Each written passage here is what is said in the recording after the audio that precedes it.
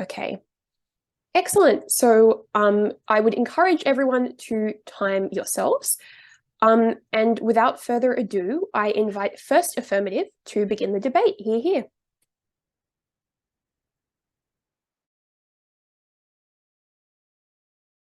Just confirming I can be heard. Yep.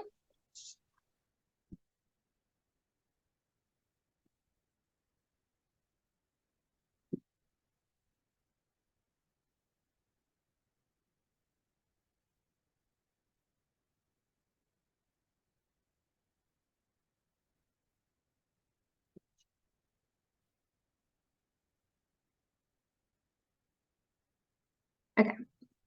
Starting my speech in, starting my speech in 3, 2, 1.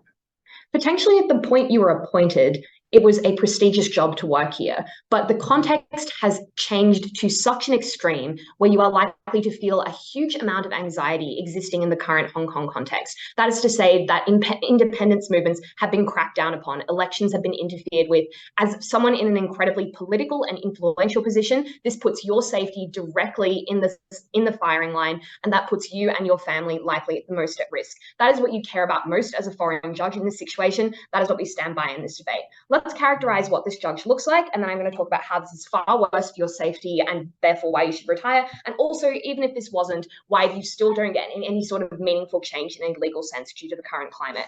Okay, let's characterize this judge first. I think there are 3 things to note here. First of all, you are likely experienced, given that you've had to ascend through the hierarchy of like being a lawyer, then going through the different levels of being a judge. Second of all, you're probably just due to like heteronormative standards, and also the fact that like judging is like the fact that being a judge is reserved to the most privileged. You're probably like married and have kids. That is probably just incredibly likely. You're also probably just male, because like the vast majority of judges are, and there are structural reasons privilege for that. And the third thing is you likely have a lot of international notoriety because of the fact that you are on an international stage. You're not just the highest level, the highest judge in your own country, but rather across there. That is obviously something that means you have a lot of notoriety. What does that mean for your incentives? I think that means primarily your main incentive is that you want to be safe. And that is for a couple of reasons, because I think, first of all, it is likely that as a judge, if you do care about the law to some extent, there are other ways to be involved in that could allow you to be that could involve a higher level of risk. For example, being a prosecutor, for example, being involved in law enforcement, but being a judge specifically means you are shielded from a lot of those harms. The second thing to say is that generally the way that law is definitely in like Australian courts, for example, there is often like a high level of security that exists around you, which means because of the fact that like judges need to be perceived to be neutral and can't be influenced, which means you are far more aware of that heightened level of risk because you are constantly exposed to those sorts of mechanisms. The second thing to say is you probably like to some extent care about your family in this instance, because if you feel like you are unsafe and are likely to be targeted, that means you are far less able to protect your family as a result. And we'd also say the final piece of characterization here as to why you care specifically about safety is that given that this high level of experience and this high level in the hierarchy you've achieved, you probably are just at the end of your career. You probably are happy with the decisions you've made throughout your life and your career achievements. Notably, judges have done like a lot of stuff by this point in their career, and they probably just care about getting to that retirement and getting a relatively cushy retirement and something that is fairly safe. Okay. I think also important to note is the context I gave in my introduction. Maybe you initially joined this job because it was incredibly prestigious and because you got to work internationally. However, the situation has changed in an incredibly dramatic fashion to the point where even if you to some extent care about the law here, you are far more likely to care about your safety because you feel like the Chinese government and your particularly political and influential role, you are far more likely to be targeted there. So what does this mean a judge is likely to do? It means you can probably easily get another legal sort of job in your own country when you return. For example, being a judge there, working in academia there, just going on speaking appointments like Kirby does. There are a range of other ways to engage in the law, especially when you have that level of experience. Also, you probably just return to your country, which is denoted in the info slide as like Canada or England. You probably have a relatively good quality of life. Why is living in Hong Kong likely to cause you an incredible amount of anxiety such that it is incredibly valid that you should retire? Okay, the first thing to say, there are 2 instances here. The first is whether your family doesn't live with you. I think just generally because if you're a judge with an incredibly high workload and working in a different time zone, that probably just means if you retire, you spend more time with them anyways. That is obviously a good thing for you. But the second scenario here where your family lives with you. And that is probably also a very bad scenario here, because this is the situation where you are most likely to be a target. And that's for a couple of reasons. The first thing to say is that you're in an incredibly political position. That is because your decisions affect precedent of Hong Kong law to a very large extent. Note that precedent continues for a long period of time, but also because of the level of power and influence you have. Anything that you say, whether that is in a judgment, but also in some sort of speaking appointment to other audiences, is likely to have a lot of influence within that country and within that audience. The second thing here, the second thing to say here is that your actions are like uniquely, the second thing to say here is that you probably just have very limited foreign protection. For example, like obviously judges don't have diplomatic immunity the way that like the Minister of Foreign Affairs does. And that probably, and they also, as given the fact they are from a foreign country, that also has a lot of implications for like colonialism, specifically important in Hong Kong, which has been under the control of Britain for a really long time. That is obviously means you're far more likely to be a target here, and that is incredibly important. Okay, who is likely to target you? Three key actors here. The first is just individuals and groups that are dissatisfied with your decisions. I think that is important here, especially because there is no particular guarantee that you are universally protected, given that you are in that foreign country. But the second thing is that there is no guarantee that you'll be protected, that your family members will be protected. The second and most important actor here is in terms of the Chinese government and how they would seek to target you, because that is the reason that they specifically have an interest in doing that, is because your sway in the political sphere is uniquely threatening to their power. That is because the precedent that you set is in Hong Kong, and that is where China uniquely seeks to restrict certain types of actions and certain types of rights. That is, for example, your decision on how free speech should operate in Hong Kong, or your decision on how the internet restrictions should operate in Hong Kong. Note that this sort of judge-made law applies as law, is something that is going to be uniquely threatening to China's interests there, and that means you are far more likely to be a target of any sort of influence. The second thing to say is just the info slide says you have a large influence. It's not just that you make like one or two decisions. Obviously, that is quite a few. And that is obviously another reason as to why they would see you as uniquely threatening. The third actor that would probably be likely to target you is just China's allies, considering that. The impact here is incredibly important and threefold. The first is to say living in Hong Kong is going to cause you a great amount of fear for your safety, for the safety of yourself, and for the safety of your family. That anxiety cannot be outweighed. It can only be mitigated by the opposing side because that is so extreme. The second thing to say is that you probably just have your alternatives in terms of economic pay are just incredibly decent elsewhere. Like you're probably not being paid any more to work here than you are to be a judge in the other country. And the third to say is just consider what this comparative looks like in terms of impact. If you live in your other country, you're probably likely to have a very easy life at home, doing a similar line of work, doing something that is also probably quite meaningful to you. However, you are exposed to far less threats to your safety and threats to the safety of your family. Note that even if those threats don't actualize, that is something that is likely to plague your mind constantly. Okay, why even if this was something that they try to outweigh, which I don't think is actually possible in this case strategically, why is this still not good for you in a legal sense if you care about the law so much? And that is because of the important context of China passing the national security law. Note that this law looks like an incredibly vague one, which will basically count as treason a number of actions which try to subvert the Chinese state.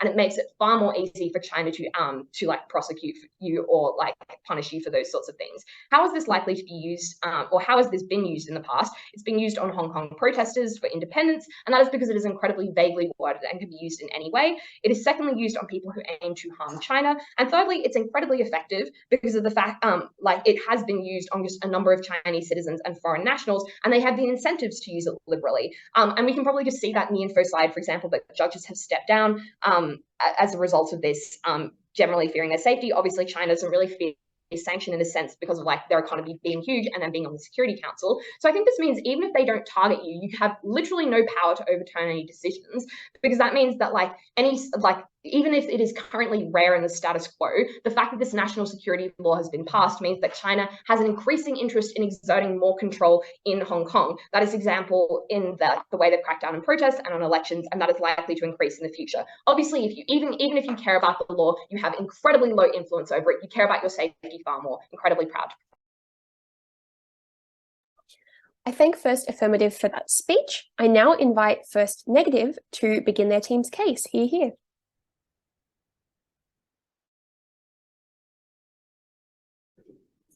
Hey, can I be heard? Yep.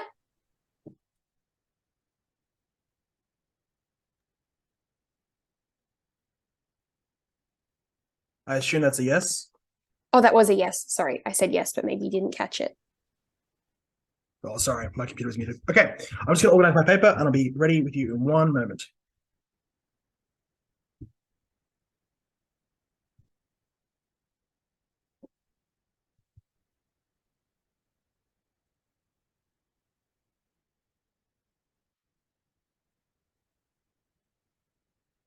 Okay.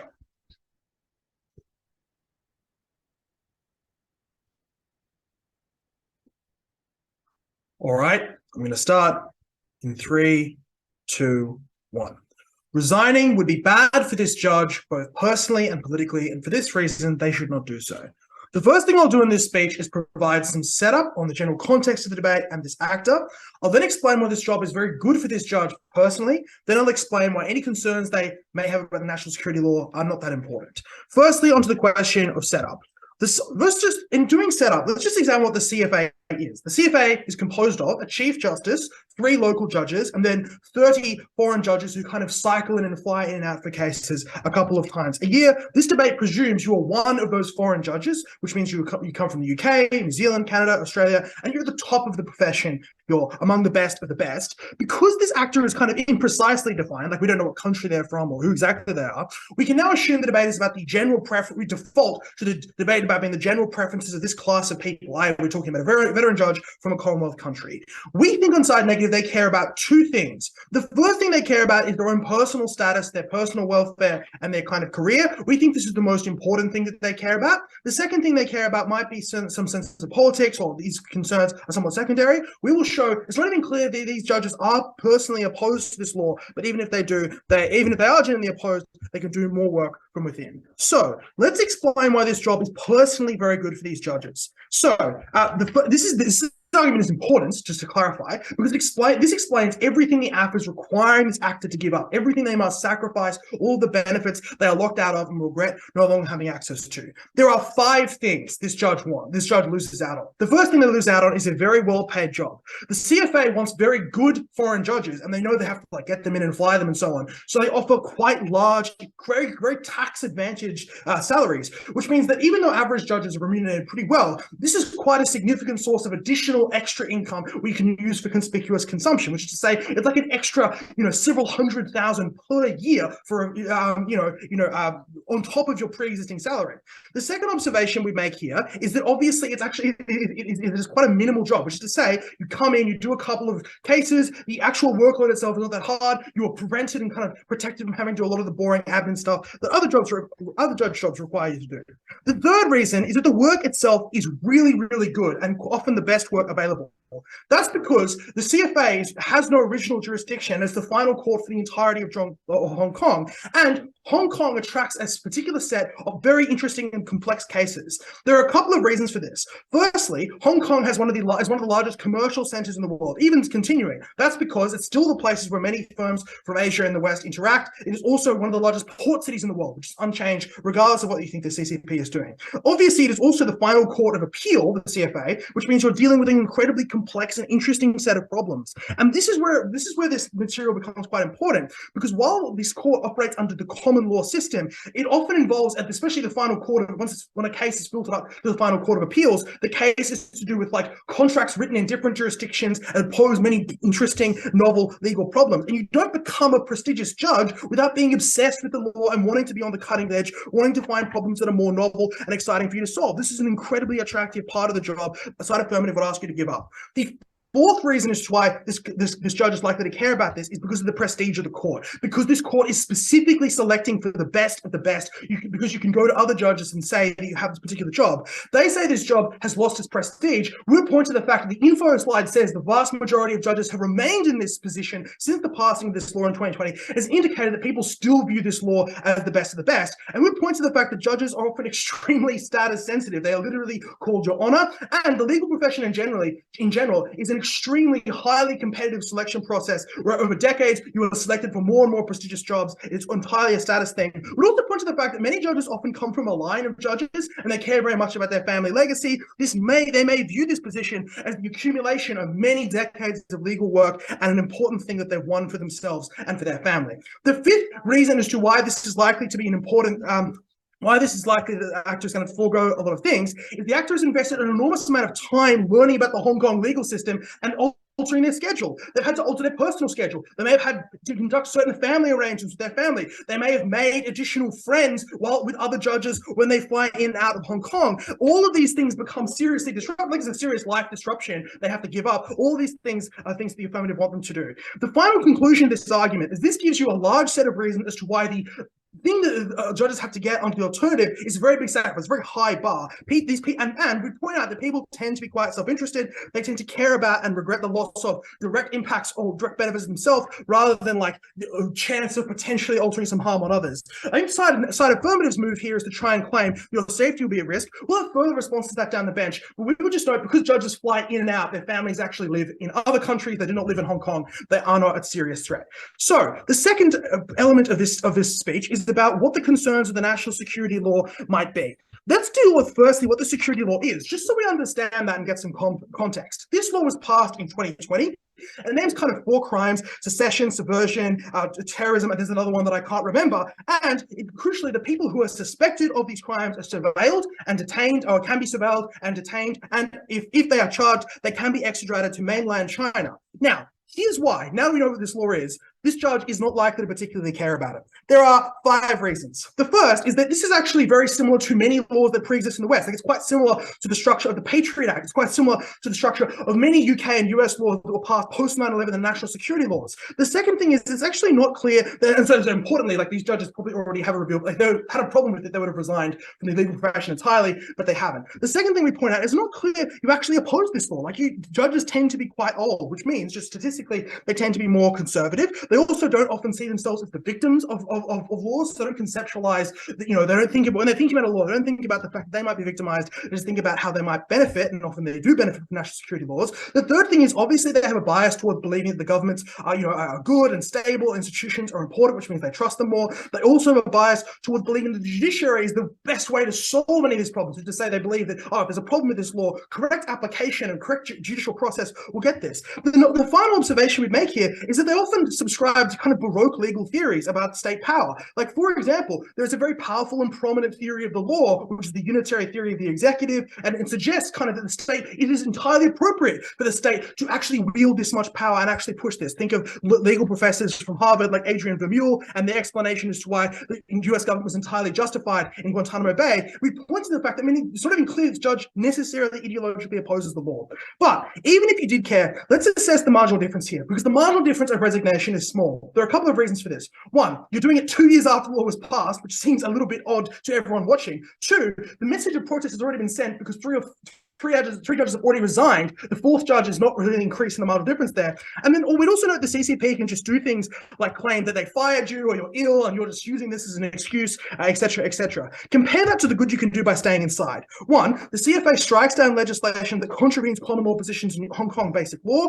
You're in a unique position to check this. You can articulate your reasoning. You can shape the arguments that activists and Western actors use to criticize the Hong Kong government. 2, you can obviously also conduct judicial activism. You're likely well placed to be able to do this intelligently in a self-preservation matter, but it also feels great because you are agents maximizing. Like under their side, if you oppose this law, you just walk away and then you kind of sit there. Under our side, you feel like you're doing something, you feel like you're being involved. The implication of all of this is it's not even clear that you actually oppose this law, but even if you were genuinely very politically motivated, you're far better off staying from within and using your influence to change the law there. It's not even clear that it's not even clear if you oppose this law, but even if you did, you could do more change within. And even if all of that weren't true, it's still not in your personal best interest. For those reasons, negate. I thank second affirmative for that speech. I now invite second negative to continue their team's case. Hear, hear.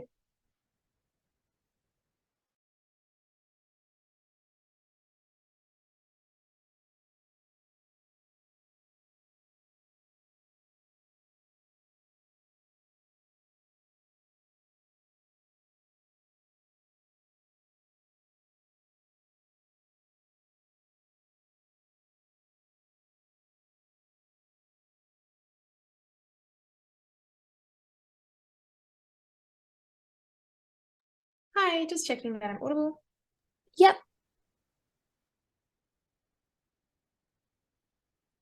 Hey.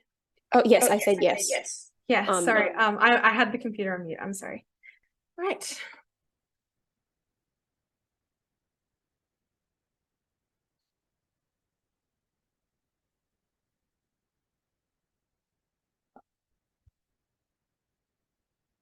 An amazing thing happens to people as they get older, especially judges that only really ever talk to other judges who have made their entire life about being the most successful, about serving the longest terms on the most important rulings, about adding the shiniest jewels to their crowns. What happens to people is they get very comfortable, they get very adapted, they get very happy, and they sort of start to behave a little bit like a herd of sheep. This team would tell you that the safest thing to do, the thing to do to avoid becoming somebody's roast dinner, is to like run away from the herd, screaming how much everything in Hong Kong is terrible and everything about the CCP is terrible. Run away from the herd and be alone, be able to be executed, have no security, no power that was giving you joy, and no job anymore, to lose out on the thing that you spent your entire life working towards for the arbitrary idea that you were kind of scared you might get fired one day in the future, or that you didn't have all of the control and you didn't have enough power over that herd. All of their analysis is absolutely ridiculous.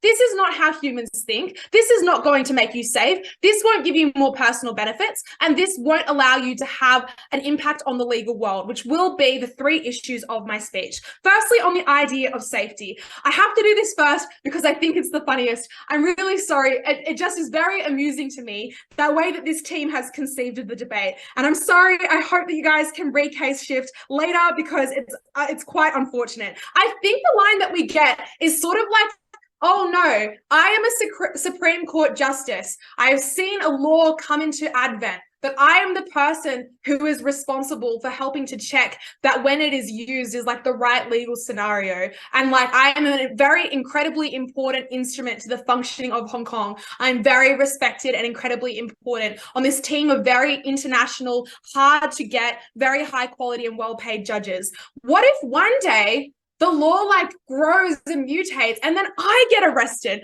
I better quit my job now and like run away and go and shack up with the family in a cottage in the woods. Like, what? This is absolutely ludicrous reasoning. 1, the law is never going to be used on you. Firstly, because you would be fired before you got arrested, right? If they didn't want you serving as a judge, they would simply fire you or force your resignation. This is literally what Dhruv says. He was like, oh my God, what if they knocked on your door one day and forced you to resign from this job that you really want? And so this team's way of mitigating that harm is to to avoid the incredibly speculative and future thing of I might get forced to resign, which notably the actor can adjust their behavior to avoid this terrible thing happening to them. What they should do is suffer that harm today, right now, even though it might never happen to them to the future, that they should break up with their boyfriend who they love in the fear that he might dump them in 6 years if they behave in a completely different way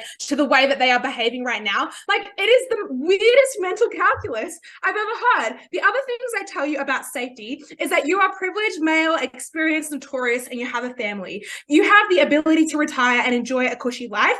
And you are not really worried about making a difference, because if you were an active making a difference person, you would be a police officer or something. So they say essentially that you are very risk averse and that you want to just enjoy wealth. So the first and most obvious response to this is why did this person become a judge in the first place? And if they really were risk averse, how did they get so good at it that they rose to the top of their field? That requires great intelligence. That requires great sacrifice. It requires a great many working hours. It requires you to have, for 50 years of your life, shown an extreme revealed preference for discomfort in order to achieve power and success. So suddenly they think that this person's going to have a car accident, change the chemistry of their brain, and suddenly want comfort, not power. And so they should retire so that they can enjoy that comfort. This was the absolutely ridiculous for a couple of reasons. The first is a second speaker extension about why the action of retiring at this age is actually the most dissonant and most uncomfortable thing you could do. So let's think about this, right? If you are a judge in this debate, what is your current circumstances? Firstly, you are enjoying a concurrent position on top of the position that you enjoy in your home country. The reason why the two people, so the way that it works is like, first you become the president of the UK Supreme Court or the vice president, or you become the Chief Justice of the High Court in Australia. And then after years of proving yourself, working hard, sleepless nights and endless pain, you get selected to also serve on this court of last appeal in Hong Kong. That is a concurrent thing. You get paid both salaries at the same time. This team was like, oh, you know, you can just fall back on the job that you have at home and you get that job again. Wrong. You had that job the entire time. You aren't regaining it. You're just losing the cherry that you had on top. And the thing that was really important to understand about that is that resignation is actually a huge deal and a huge cost to you, because it's incredibly dissonant and it's incredibly unexpected. In the judging world, it is about having power. You are power addicted, you are a workaholic, and you are status addicted. You like holding onto your trophies. Like, it's kind of sad when you have to pass them on to someone else. When I have to pass my trophy onto someone else, I'm going to miss it. I'm going to miss looking at it every day and thinking, wow, how great am I? I'm so important as a member of this court. So what happens is also all of your friends who are judges are like, what the hell, mate? Why are you resigning? You've only been serving for 10 years. That's an incredibly short term. What did you do? You must have done something wrong. You must have been stupid. They must have kind of forced your hand and forced you to resign. Suddenly the perception of how good you are as a judge massively plummets because you are one of those losers who resigned early. And the alternative is just to continue enjoying life as it is now.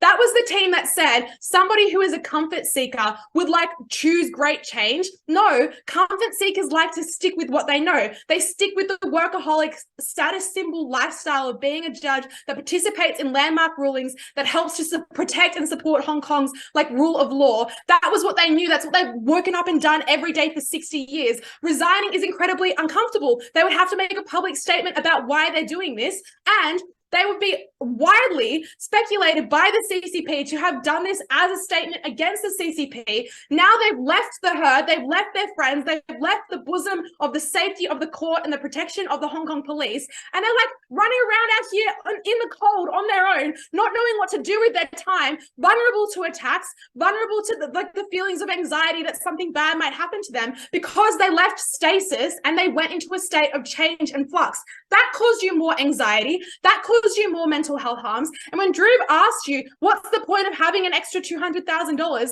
I don't know, maybe you can enjoy like amazing massages every day after you finish serving on the court and have a very relaxing and cushy lifestyle that you are adjusted to. This is just how ridiculous the analysis in this debate was from this team, and why it was so important to clean up, because it's the majority of what they have offered you in this debate. They still haven't even responded to the idea about being able to serve on complex and interesting rulings that give you more prestige, that make you, as a status sensitive person and a highly competitive person, extremely happy and extremely fulfilled. Finally, on legality then, an issue that this team has barely touched and not responded to Brennan's material yet. You don't think that the national security law will be supplied to you, because that would be an absolutely diplomatic nightmare. Like, that would be the kind of thing that causes a world war. And then they said, oh no, you don't want to be in the CCP's pocket. And like, if they can overturn all the work that you do anyway, why would you bother doing the work in the first place?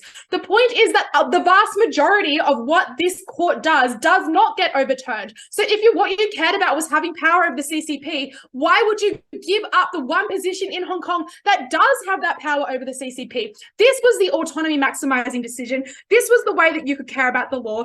And this was the way that you could help to protect people within Hong Kong by making sure that the law stayed consistent and good for them. We were so, so proud to stay a member of this incredibly important court.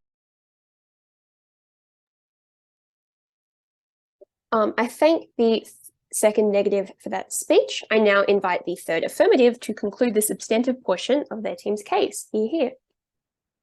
Thank you. Just give me 1 second to organise my paper. Yep, no worries.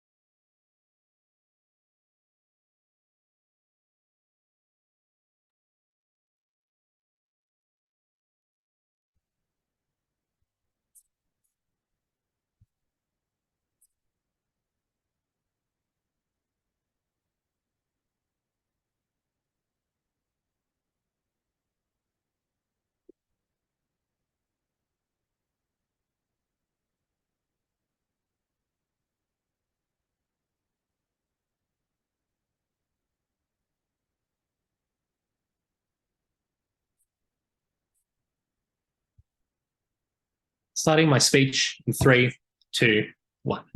The negatives case is just utterly divorced from reality. Because if you have at all been following what's happening in Hong Kong, you would know that a Hong Kong lawmaker, Fernando Chung, was imprisoned and extradited to China. And the court case that oversaw that was run by an ex-UK Supreme Judge, whatever he is. And that was the case that led him and allowed him to be extradited. The impact of what is happening right now is that even when a judge stays, they are not able to overcome what this law means. They cannot create the effective change inside that opposition wants to claim.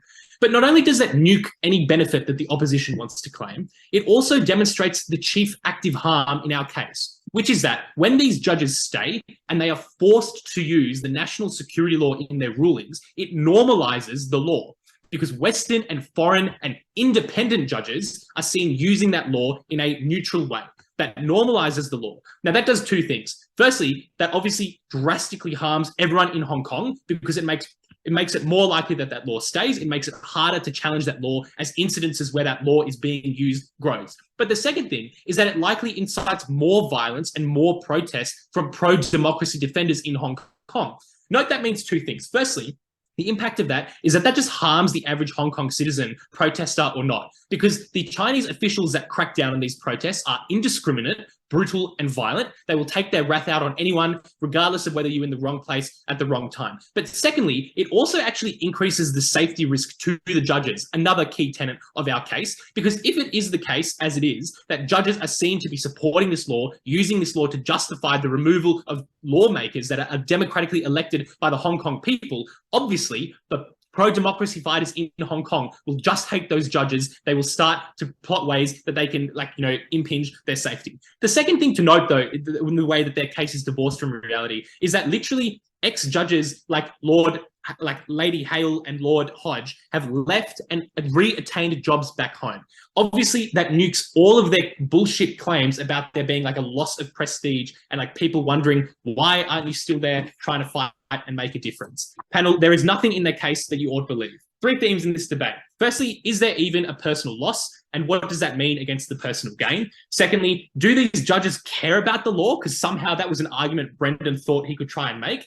And thirdly, can you actually help on the inside or on the outside? Under this first issue, the basic mechanisms they give us, Dhruv already responds to. I'm just going to quickly reiterate those responses, which is that every mechanism about pay, about not having to work that hard, are either just wrong because you can get more money in private law practices, like at a magic circle firm in the UK, and everyone knows that when you move to public law, you take a huge pay cut, but also being in the High Court or the Supreme Court is a lot of work.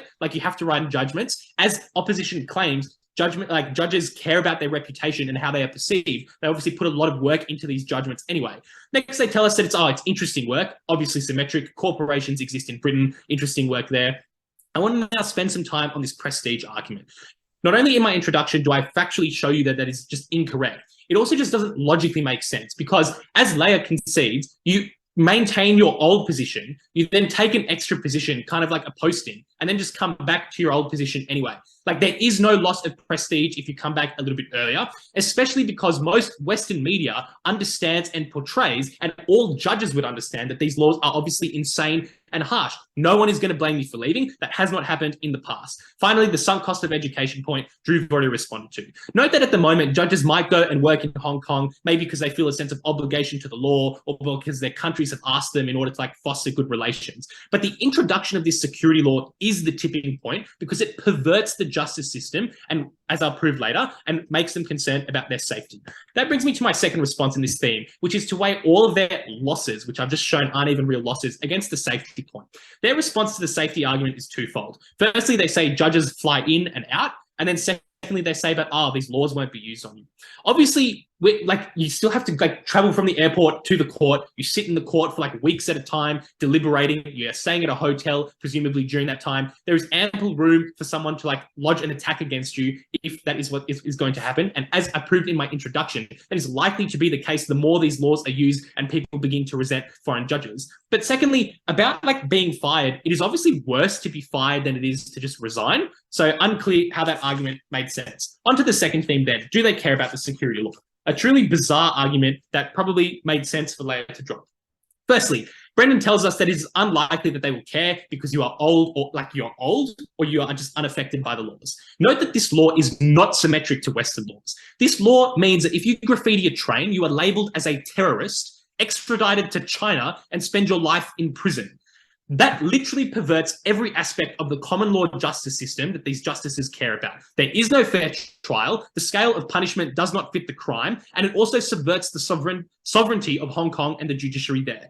Note that this law also curtails free speech, something that judges likely care about because they literally spend all day listening to people speak freely about different arguments and evaluating them.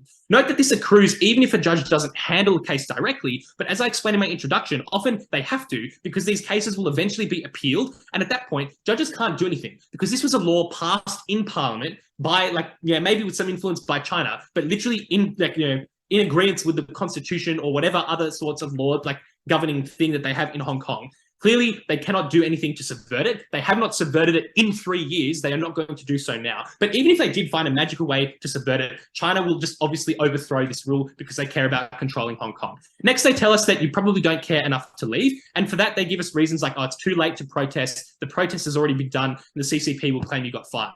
Bizarre and fake. Obviously, the more judges leave, the more pressure there is on China and the more international scrutiny there is. But obviously, if China claims that you were fired, you can just set the record straight. Western media will believe you. That's probably who you care about. Secondly, the situation is likely to get worse. So even if you haven't left yet, obviously it still makes sense to leave because this law indicates China cares about maintaining excessive security in Hong Kong. Finally, any judge that hasn't left currently is probably just waiting to see if the situation will deteriorate more. They're probably considering it, and opposition at 3N cannot say that because most judges remain, therefore it is a good decision. Finally, can you actually help? The basic and only argument that they give us is that you can strike down laws in Hong Kong. Crazy 5 responses. Firstly, this law was made in Parliament and it was made in a valid way. You cannot change it just because you're a High Court justice. That is just not how the separation of powers works.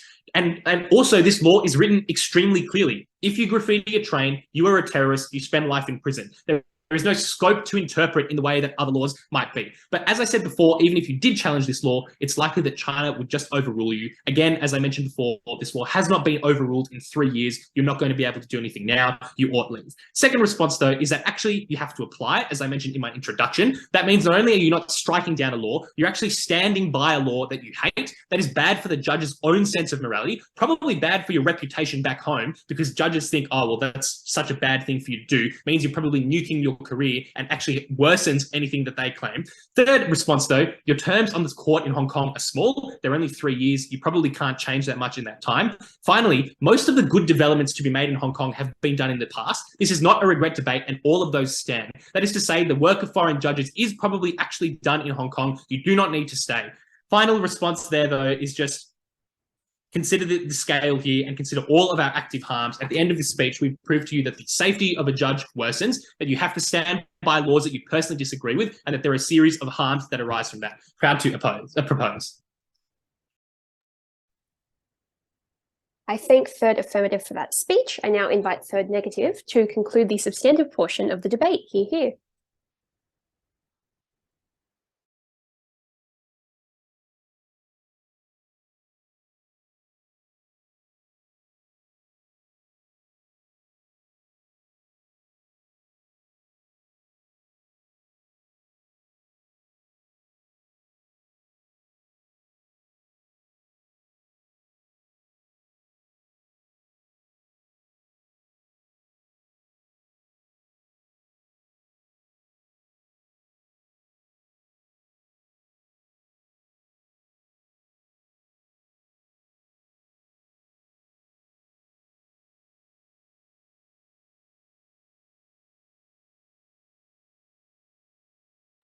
Sorry.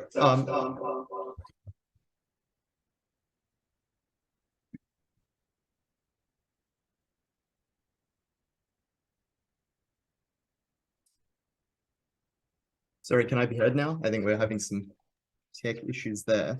Yes, you can be heard.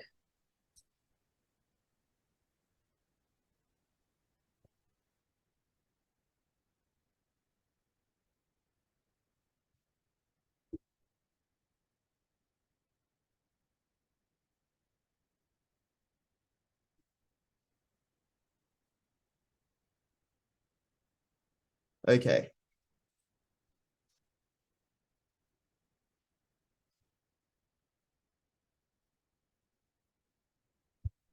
Panel, we don't know exactly who this actor is. We just know that they're a judge. Side negative gives you a set of certain benefits that every judge would obviously care about.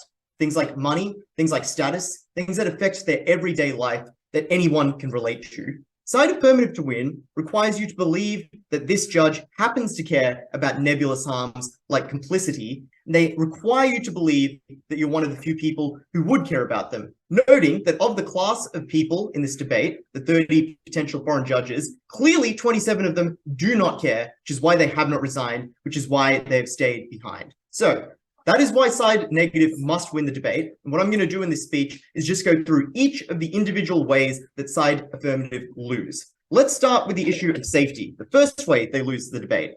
They suggest, and this is really the imperative thrust we get all the way through first and second before it's kind of dropped at third, which is that you would feel that you were in so much danger that of course you would need to immediately leave. We provide you down the bench with 5 responses that remove this threat from the debate.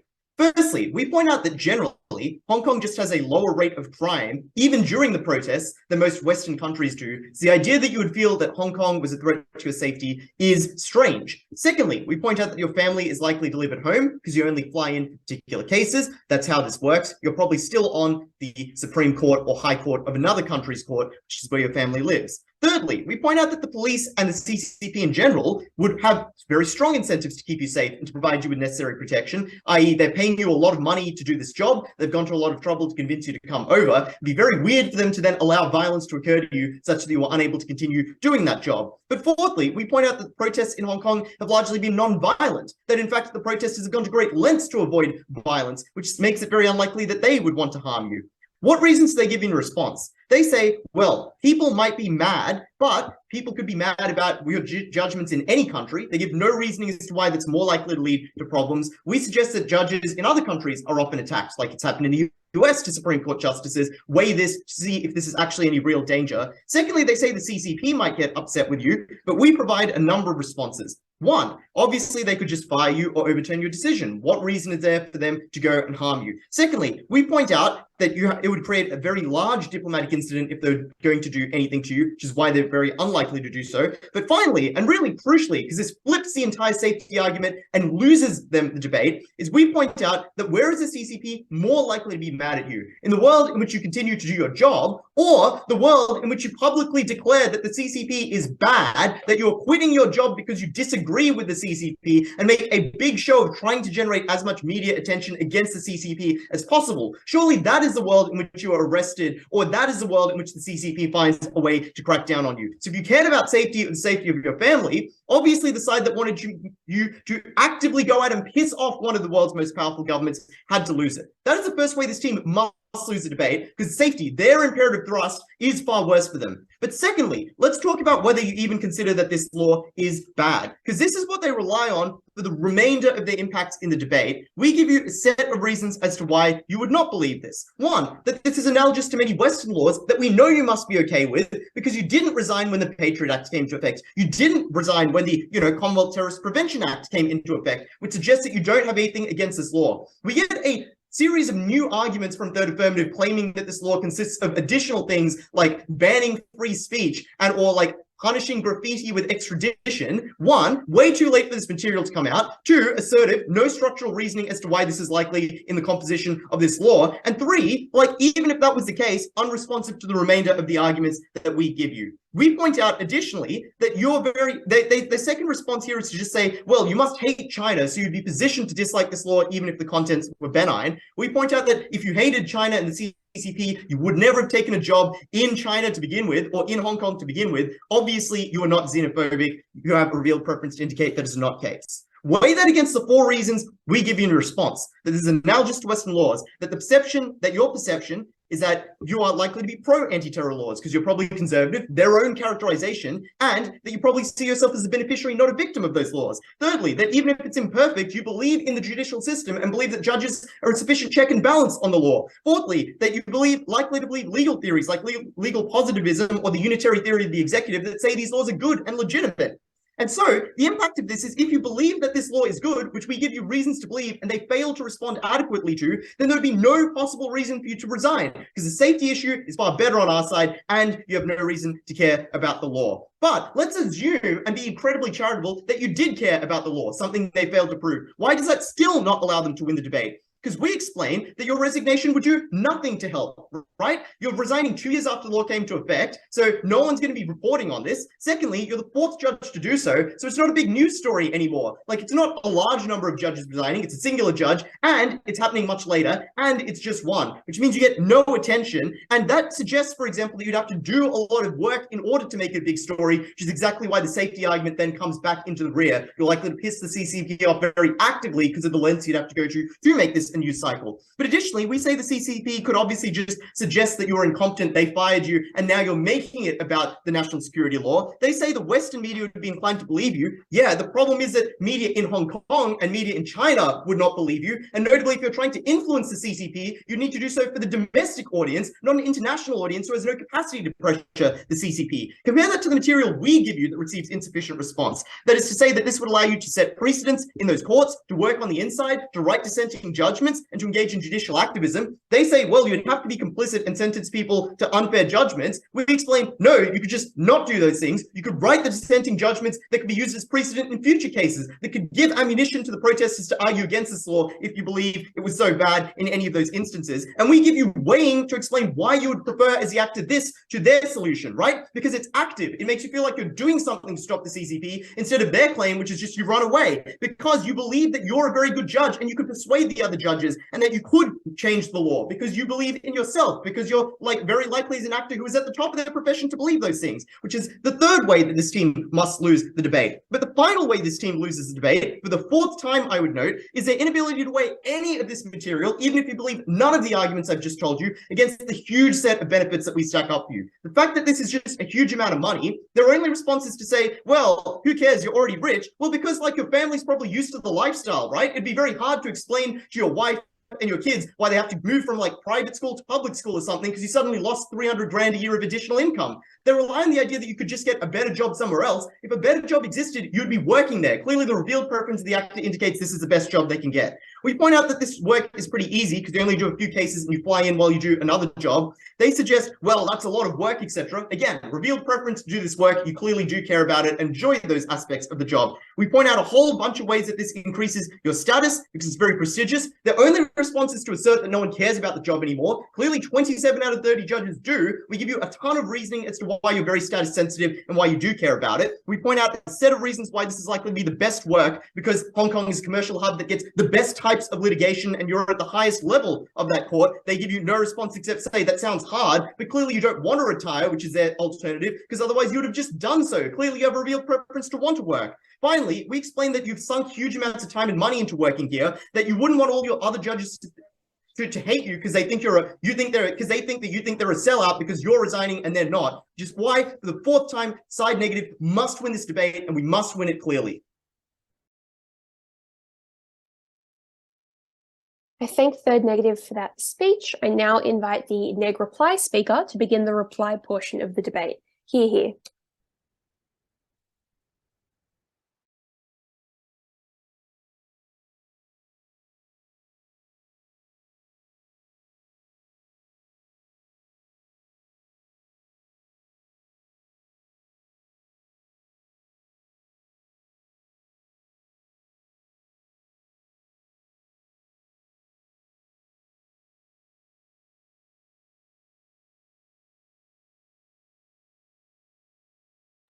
So 1 second, let me just get my notes in order.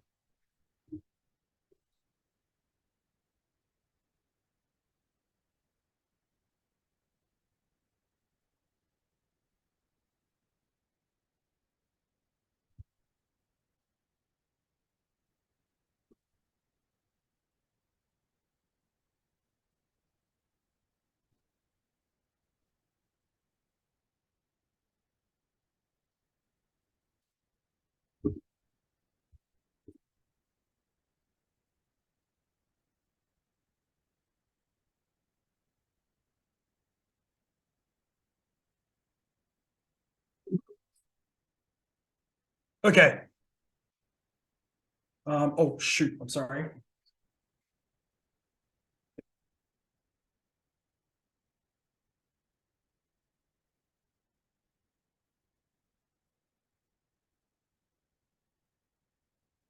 All right, I'm good to go. Sorry about that. I'm going to start in 3, 2, 1. This debate will be adjudicated on the basis of which team best understands veteran Commonwealth judges in this particular situation. Side negative has clearly shown they understand what is in the best personal interest of the judge and why their politics at best doesn't really matter to them. Let's start by focusing on the judge's personal life, because both sides agree that judges are generally self-interested and concerned primarily with their own welfare. Side affirmative's opening gambit here is to talk about safety and claim these judges are unsafe. Side negative provide a wealth of responses. They explain that many of families live in the West. They explain that any attempt by the CCP would trigger an international incident. They'll probably fire you first. You already feel quite secure. You're a prominent person. You're likely to have a personal security detail. There's far likely the protesters have no incentive to harm you because they view you as a foreign judge who's likely to be well disposed to them. They then develop this claim by claiming that you're risk averse.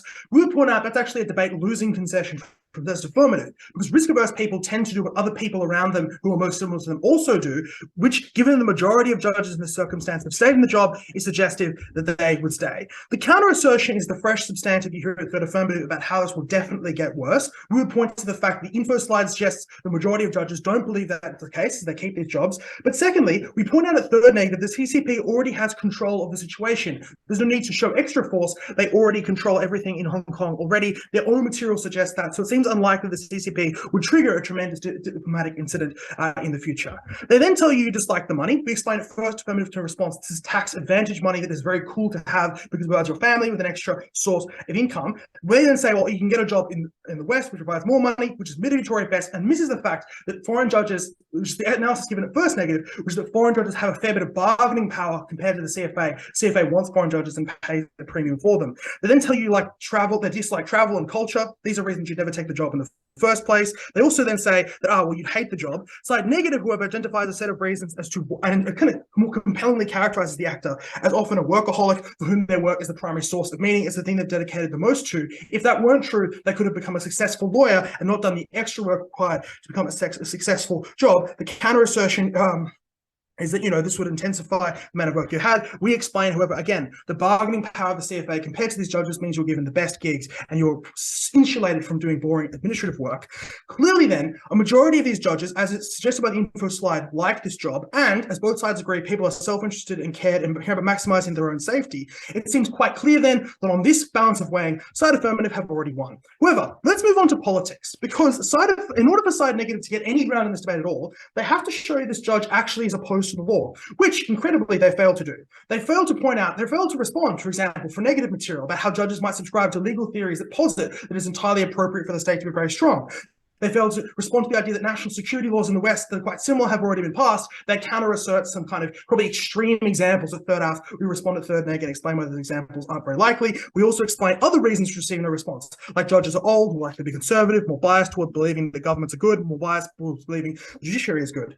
But even if side negative did get over this hurdle, and you did want to give them the debate on that basis, they never show why this would be the correct response, because side negative provide the fresh material at first and down the bench that explain why this marginal difference would be small. It's 2 years after the law is passed. There's no momentum behind you. You'd be the fourth, and a set of 3 judges have already resigned. It would be unlikely to trigger that much new material. The new difference. The claim we get from third affirmatives, well, no, you see, like the media is in the West would support you, and that's what we care about. This is new substantive and shouldn't really be weighed in judging this particular debate. But even if you believe that, we give you another set of compelling reasons as to why you could do good work from within. You continue to provide a check on power. You can try and do your job as best you can to ensure there still is rule of law within Hong Kong, and you can cooperate with the 26 other foreign judges who are doing the same. Side negative had a simple bar to jump over. They couldn't, but even if they did, side negative take the round. I thank Neg Reply for that speech. I now invite Af Reply to conclude the debate. Hear, hear. Okay, so the way that this OA is going to work is I'm going to give 2 pieces of general feedback, then announce the decision, and then go through the reasoning for that decision. As you can probably tell by the fact that I'm doing the OA, this was a 2-1 split decision. In terms of general feedback, we thought there were 2 things. We thought, firstly, something that occurred in this debate was that a lot of the strongest ideas from teams were coming out later, and coming out in their best forms later on. Obviously, it makes sense for ideas to develop, but we thought that this probably happened because teams were being sometimes uncharitable to the other team when analysing their case, and their responses therefore were not actually, I suppose, providing the best material in response. So we thought that some of the best stuff in terms of perhaps media and things like that was probably really important to look at earlier on as well. The second piece was we thought at times some parts of this debate became assertive. Obviously, there's so much you can do to try and analyze the interests of an actor who you probably don't know much about, who's kind of not necessarily really well defined. But we still thought that perhaps giving more structural reasonings for things, even just why are you able to create the change or why are you not able to create the change, we thought that sometimes personal decisions, structural reasoning was sometimes missing. But overall, really fantastic debate. Obviously, very, very close, as seen in the decision, but ultimately decided to give this debate to the negative team. So congratulations, Macquarie won. In terms of why this debate we felt to the negative team, I'm going to look at it through a couple of lenses. Firstly, overarching, we're going to look at personal harms and benefits of either staying or leaving. And then secondly, in terms of judicial benefits, noting that these benefits were probably contingent on whether or not you as an individual cared about specific laws. All right, in terms of personal benefits and harms, the first thing to note here was safety. Affirmative tells me that there's basically 2 really major harms to this judge's safety. Firstly, you risk antagonising the CCP, and then secondly, you risk antagonising protesters. I think whilst all of the panel agreed that definitely as a judge you do care about your personal safety just intuitively, we did think that negative is able to give quite good responses to this, that very much they're very much able to kind of remove this as a massive way into this debate. Obviously, it still had a massive impact, but we thought that they were able to kind of remove this. Firstly, they're able to give structural reasons as in regards to why you won't be affected. I think probably the most important part of this is probably they can just fire you if they don't want you there. This is probably not a massive danger to you in the sense of being killed because you're probably or arrested, because they can fire you before they feel the need to go on to be arrested. I think then also, and probably I think their best response is this idea that it's probably better, if you don't want to make yourself a target, it's probably better to stay on the court than leave the court. Because if you leave the court, if you actively come out and say no, well, the CCP is bad, this law is bad, that probably makes you more of a target. So they also provide other structural reasoning in terms you probably might have personal security, etc., that just mean this is perhaps unlikely to occur. So in regards to that first issue of safety, I believe that you care about your safety as a judge, but I don't believe that your safety is inherently more at risk here than it is in any other country. And I think that probably the CCP and protesters, CCP might be more likely to actively harm you if you leave, and protesters are probably still overall might align with you at some points in terms of thinking that you're a foreign judge who might like be more democratic. Okay, so that was the first thing. So we thought that your safety was probably going to be okay in these countries, in Hong Kong. Second thing to note here then is on prestige. I think Negative does a good job here in telling me that like getting onto this court is a massive deal, right? This is something that is very important. You're obviously like at the top of your field. I think both teams agree here that prestige is something that is fairly important to these judges. I think Affirmative is able to tell me, well, like this prestige doesn't go because you're still able to like take up something back at home, like if that's what you wanted, you're still able to consider just like going back to like the Supreme Court that you're on in your own country.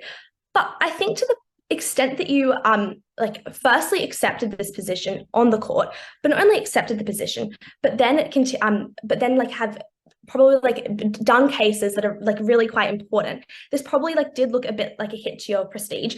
We thought that probably the fact that like the CCP can come out and be like, oh no, well, we just fired you, if you like did try and say like specific reasons why you left, probably would mean that there was perhaps like some extent of like perhaps making your prestige worse. I thought this was like very, very close. I don't think either team is able to massively get ahead in this idea of prestige, but I do think ultimately negative is able to prove that perhaps you're able to like you're more definitively able to like continue to hold that prestige if you stay on the court.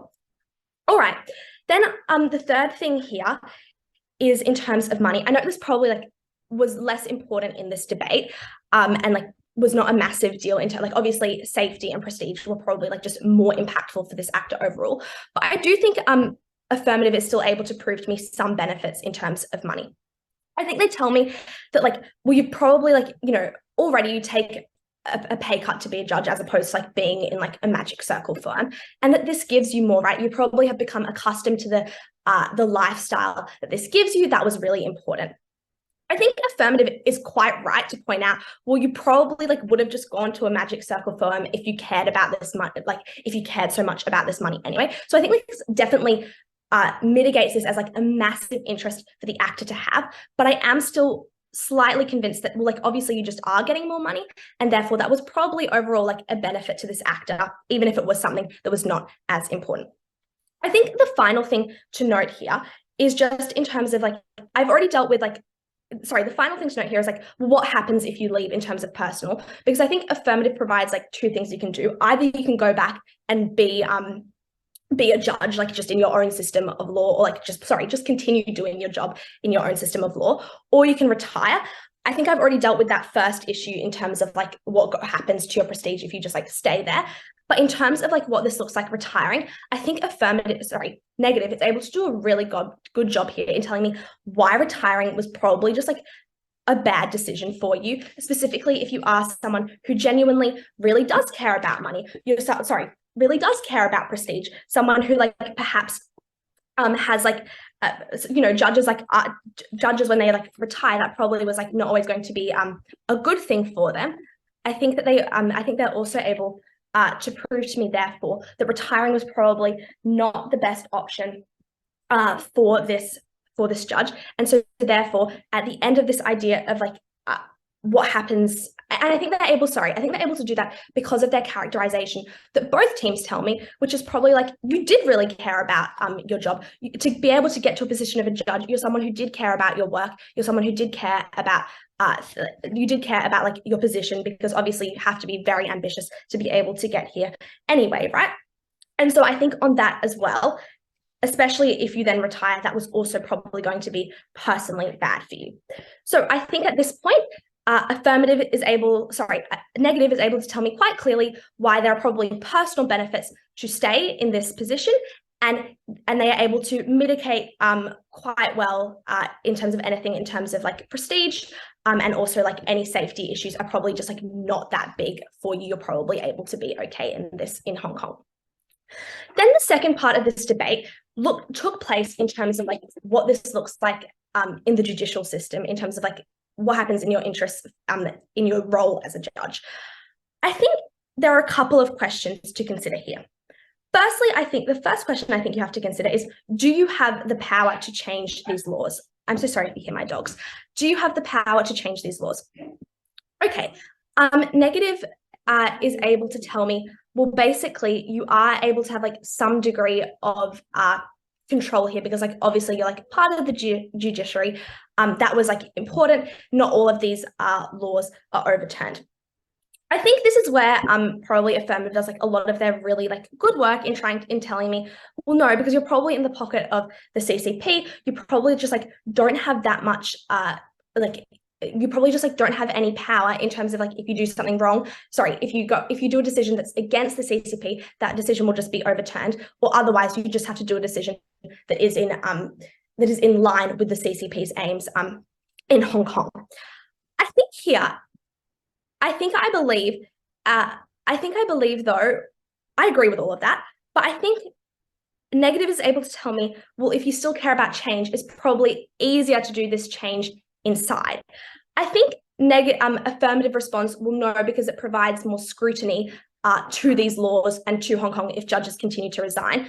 But I think negative is able to mitigate this to a certain extent by saying, well, no, because 3 judges have already left, a 4th judge 2 years afterwards, probably just A, isn't going to create much of a news cycle, but also B, it's just a lot later on, if nothing had changed, unclear as to why this would create even more scrutiny in these circumstances. So I think if you wanted to have the power to change, you probably are better positioned to do it inside, but I don't think you're able to create much change as a person inside. But I do think it is marginally better than being on the outside. But noting that first thing is contingent on the second question, which is, well, do you even care about changing these laws? Do you care about what this law looks like when you implement it in a common law jurisdiction? I think here, I also felt like this issue specifically was quite close as well. I think affirmative tells me, well, yes, you probably do care to a significant extent. They tell me that this is probably very creating you emotional turmoil because of how awfully these laws are being implemented in society, in Hong Kong. And that this therefore means you do genuinely care. I think they tell me things that you've spent your whole life looking at the law. This probably would be something that you see as probably being quite bad. But I think negative again is able to tell me some quite considerable responses that mean that I perhaps think that they probably don't care about changing them that much. They tell me this because of a couple of reasons. I think they rely on affirmative, both characterizations, that judges are probably older, conservative, probably looking at more heteronormative ideals. And so therefore they probably are just unlikely to really side on the underdog or things like that. But I think then they also tell me that they might just agree with specific things regarding legal theory. That is legal positivism, the idea the executive has the right to create such laws, and therefore if there's someone who genuinely just really enjoys implementing perhaps more of a black letter law judge, that probably was something that was really important for them, that they probably didn't care enough to change. But I also think they're able to tell me here that well, probably also affirmative tells me, well, negative tells me that also these are not that dissimilar to laws in Western countries. I think affirmative adequately responds here in saying, well, they probably are quite different in the sense that this is literally putting you in jail, arresting you for putting graffiti somewhere. That was obviously very different to something like the Patriot Act. But I do think that still negative is able to rely on this idea that you probably just did not care enough, that you probably might have just been someone who wasn't that interested in changing this law. I note here that this is relying on competing characterizations of a judge who we just don't know. We don't know what they're like. So I think even if you remove that clash from the debate, which I did still think went to negative, I think if you look back at that first question, which was, did you have the power to change? I think you probably still are able to change more on the inside. So at the end of this debate, I don't think your safety is that massively impacted, even though I do think you care. But I think you are still probably safer to stay. I think prestige-wise, you probably are also better off staying in this place and reaping all the benefits that include things like money, that include things like status. And I think that judicially, it is probably also best for you to stay, because if you did want to enact the change, that's the best place to do it. And even if you didn't, well, then obviously you didn't care enough to leave. That meant that you were probably best off as a judge to stay at this in this court. And that's why the debate went to the negative team. Apologies for the long deliberation time and everything like that. Obviously probably have to run off, but if you want personal feedback, please contact all of the panel. Everyone had really fantastic things to say on Discord or on Messenger, if that works best for you. But congratulations to everyone. Hey, thanks everyone. And that was a great OA, great debate. Best of luck to everyone. Thanks, everyone. Thank you. Bye.